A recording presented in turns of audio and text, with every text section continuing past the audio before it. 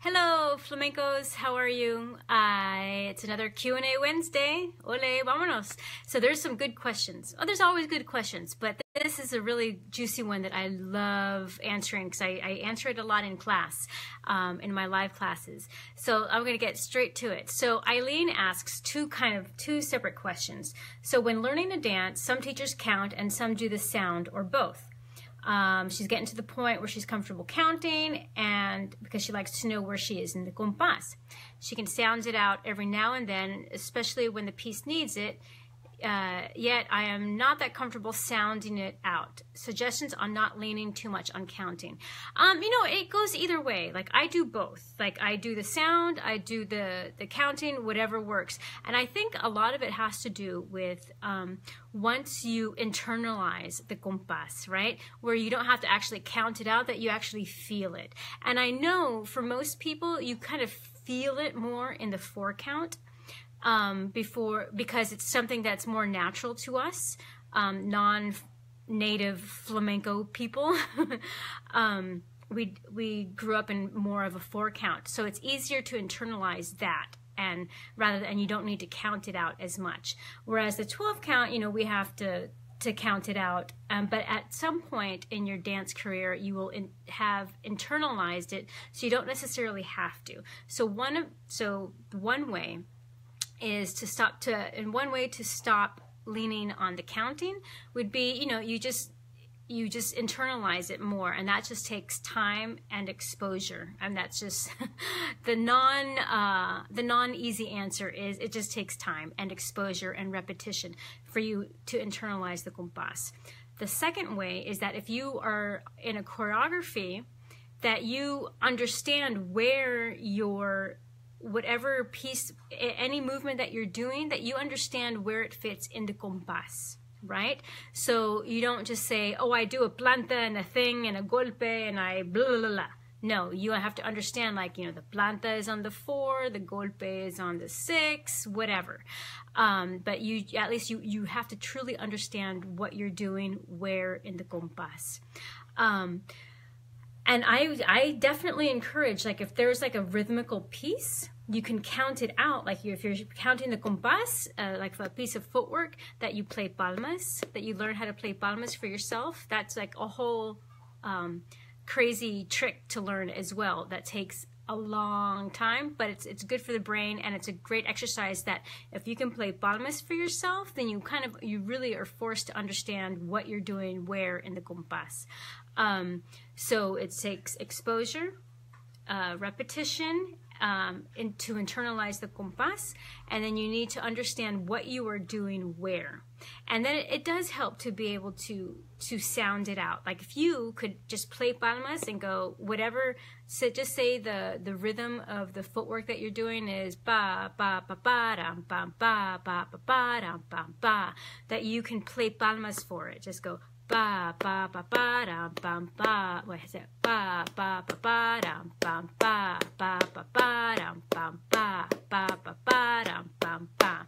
Just to get used to the idea of being able to vocalize it and play palmas, that would help you being able to vocalize it and actually dance with it as well.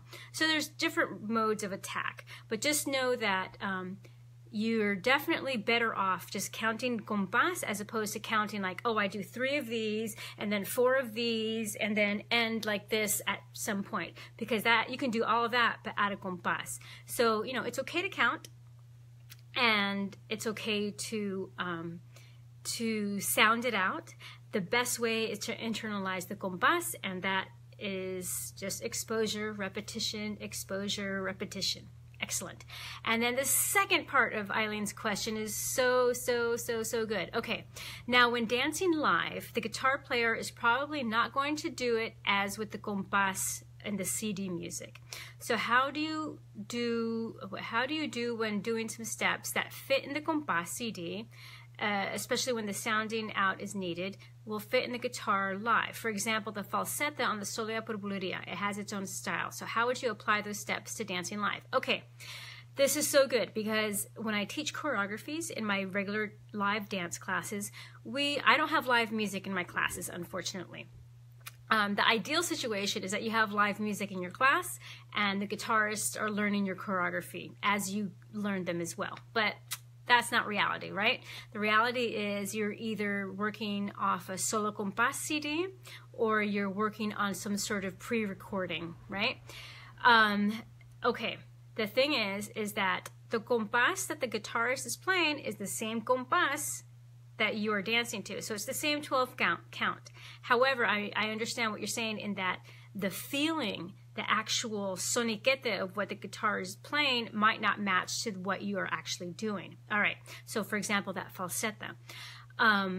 That is when there's two things that can happen. One, the guitarist learns your choreography, and that's possible. You know, if you have time for rehearsal and there's motivation on both sides to actually learn it, then the guitarist can learn your choreography. Or you just have to adjust. If there's no real rehearsal, then you just have to adjust what you're doing to what the guitarist is doing. Because if it's live and there's no pre-rehearsal, you all have to work together. So for example, in the falsetta, in the Solea por Buleria choreography that we have. So there's like a few markings that are just, you know, pretty much straight up compas, so you don't have to change anything. But there's a break at the end of da da da da ah, da da da da ah, da da da da da da. So you doing some sort of ba da da da ah, da da da da ah. With the live guitarist, it might kind of crash with what he's doing. It might not cross, it might not gel. So you would just basically have to take out that compas, that you would have to adjust to what the guitarist is doing. Especially if it's a falsetta, that's the guitarist's time to shine. And so you, as a dancer, interpret what the guitarist is playing. So again, so when I teach choreographies to my dance students in my studio, in my live studio, you know, they can learn a choreography. However, they always, always, always have to adjust to the musicians for whatever reason. For example, you have your llamada, right? And then the singer forgets to sing that first line for whatever reason. The singer thought of dinner. The singer forgot what the actual lyrics were for the letra, right?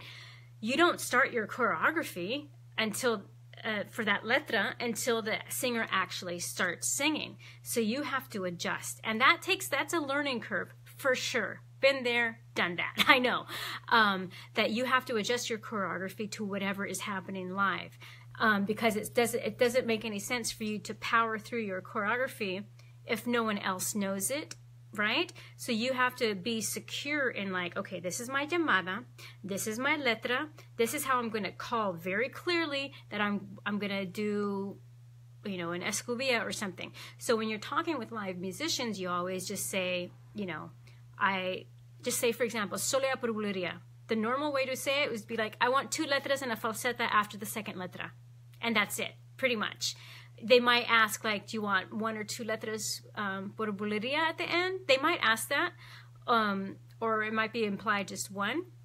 But that would be basically the structure, because everyone should know the structure of what you're actually dancing, right? There's always going to be some sort of entrada or a llamada in all the dances, so you don't have to tell the musicians, oh, I'm going to do a llamada. It's like, well, yeah, of course you are. But the main thing is, like, you tell them, you know, how many letras, if there's a falsetta, if there's a certain weird order to anything, and that's what you communicate. And don't expect them always to remember. Especially if it's just like a tablao situation, you really want to be so solid in your choreography that you are leading the way, that your actions are very strong in what needs to happen next, right? That your calls like end, your llamadas end very strong, so that the singer knows, oh, she's ended. Because if it's a soft ending, the singer doesn't know that you finished the llamada, so that the singer should start singing something. They're just waiting for you to finish.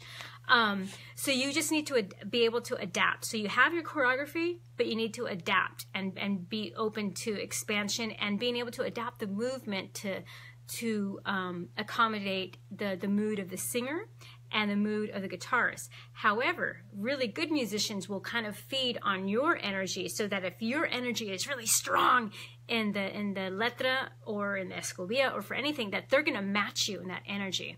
So I hope that helps, but it's just like, it's all give and take communication, you being strong in what you already know that you're trying to produce in your choreography. Okay, I hope I answered that your question, but that was an excellent question, and that happens all the time with my students when we're working live with musicians. All right, the next question is from Simsi. Is that your name? I think that's how you pronounce it. I'm sorry. You can tell me how to pronounce it. There's so much to learn about cante. Yes. What are all the things she needs to think about during the performance? That is, working with a dancer and guitarist. Well, I sing very poorly, so I don't know what the singer actually has to exactly understand, but I mean, what they're thinking, but I imagine that they must know, like a singer needs to be able to understand that. Well, let me put it this way. There are singers that just sing for the sake of singing, like just for cante, and there's other singers that sing that know how to sing for a dancer, because that's a whole other ball game. Because the singer has to know what the structure is of a dance and how to look for the cues from the dancer. And remember that the singer is seeing the back of a dancer, so that the dancer's movements have to be very strong, unless the dancer turns around to look at the singer to say, like, okay, start singing. But it's a whole other train of learning there. It's very difficult, for sure. If you think dancing is difficult, try singing. Oh my gosh. But the whole idea is that everyone understands the basic components of a dance, and they understand the basic components of how to cue each other, right? So that is what a singer is really thinking about, I'm guessing, is like knowing what the structure is of a dance and being able to see and to pay attention to the dancer, because that's very important. Because some singers, you know, they might be having an off day and they might not pay attention to you for whatever reason, and they miss your cue that you're, you know, cueing for a llamada or whatever. And that's just what happens.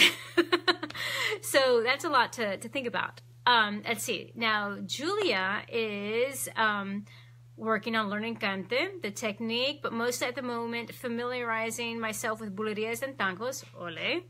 Lately, she's been working on tangos extremeños. What is the best resource for letras? You know what I end up doing? What I do, I take a multi-prong attack approach.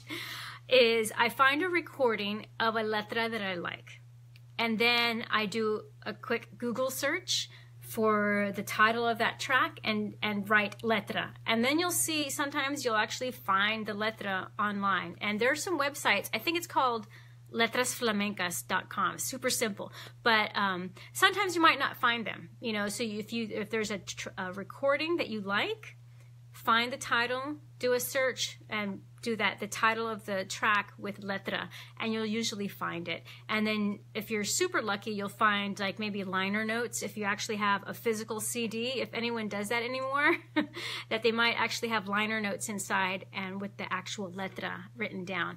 But learning cante is so amazing, and you as a dancer should at least familiarize yourself with the chords, or like being able to recognize different palos, and then being able to hum along with a certain letra, or a certain letra of the palo of your choice.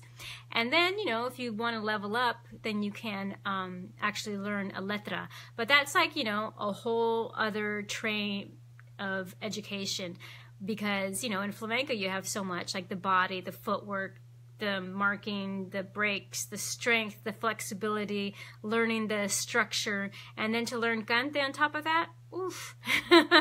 But, you know, we want it all, right? We want it all. But those are great questions. And I had something to say. What was it? I'm finishing up the Solea Purpuleria choreography this week. Ole, finally! So that should be up in a few days. It's in progress.